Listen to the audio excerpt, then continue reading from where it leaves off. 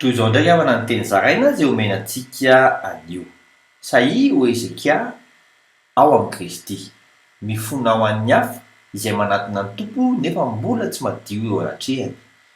Araka ny voasoratra eo amin'ny tantara faharoa toko fatelopolo andiny fahavalo ambin'ny folo sy fasihy ambin'ny folo amin'ny anaran'i Jesosy hoe fa nisy olona betsaka dia maro avy tamin'ny Efraima sy ny Manase sy ny Isakara ary ny Sebulona no tsy mba nanadio ny tenany kanefa nihinana ny Pasika ihany izy fa tsy arak'izay voasoratra.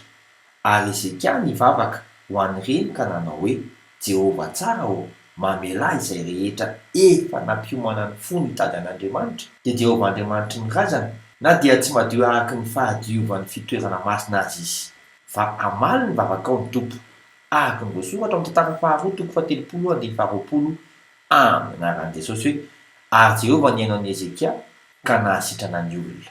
Tsy miapanga mantsy ny tadiavin'ny tompo fa ny mifona noho ny fahalemen'ny hafa. Vavaka isika, raha eo, misaotra anao manindry olona maro hijoro eo amin'ny banga hifona ho an'ny firenenay. Amin'ny anaran'i Jesosy Kristy velona avy any Nazareta. Amen. Mandra-piaona tompoko.